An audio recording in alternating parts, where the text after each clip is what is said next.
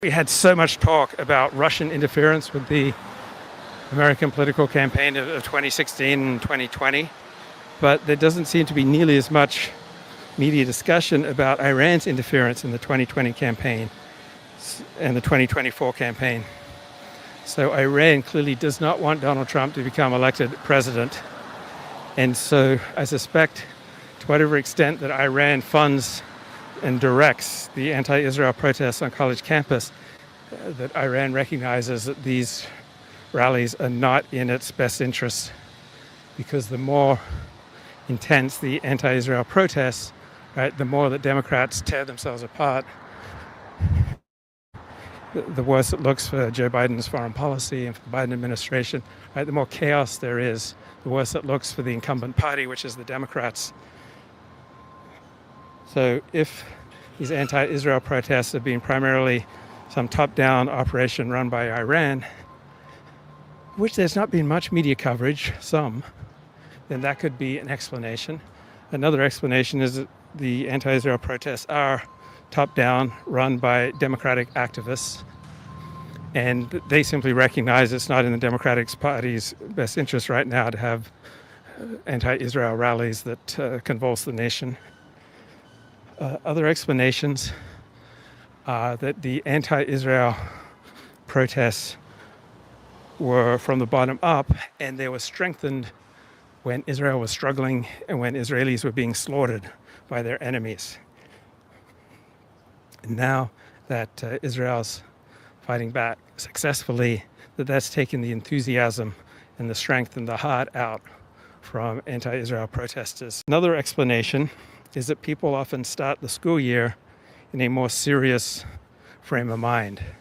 They want to move ahead with their education, they want to graduate, they want to land prestigious jobs. They have various goals that they set for themselves, and they don't want to derail that by spending their time protesting and possibly getting arrested. And on the other hand, when we had these intense anti-Israel riots, right, they were last spring.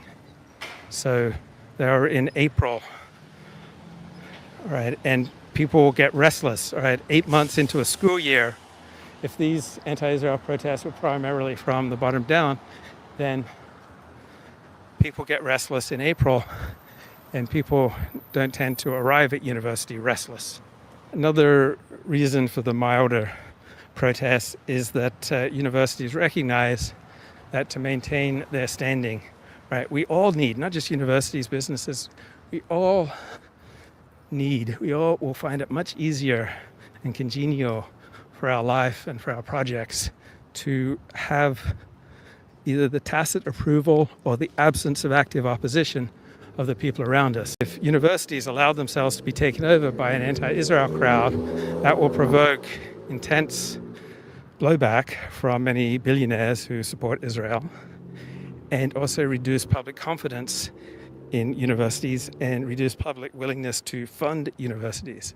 So I've been a blogger since 1997, and it's been my aim to not galvanize hatred towards me. I haven't carried through on this with 100% success, but I do think about what will people think of what I'm about to write, who don't have any particular agenda, who are not pro or con look forward. How will that affect them? Because if I arouse a serious enough opposition to what I'm writing or what I'm commenting on in my YouTube videos, that just makes my life hell, and I don't want that. And so I want to make my points in words that will be as congenial as possible for as large an audience as possible, because we all depend on the consent of the community. Now, other people don't really care about us, but if we become sufficiently disruptive or sufficiently obnoxious, right, people will very quickly coalesce around this person's a problem, right? This person's a jerk, this person's a disruption. And universities want goodwill. Businesses want goodwill, and individuals should want goodwill as well, which is why institutions and individuals devote considerable resources to image management. And there was quickly a consensus among those running universities that you cannot allow these anti-Israel protests to disrupt campus business. And so that's the dividing line. Once these protesters start taking over public space and then limiting access to university facilities based on whether or not you're a Zionist, that is unacceptable, leaves you wide open for lawsuits, and you'll become the target of a high intense, well-funded pro-Israel crowd.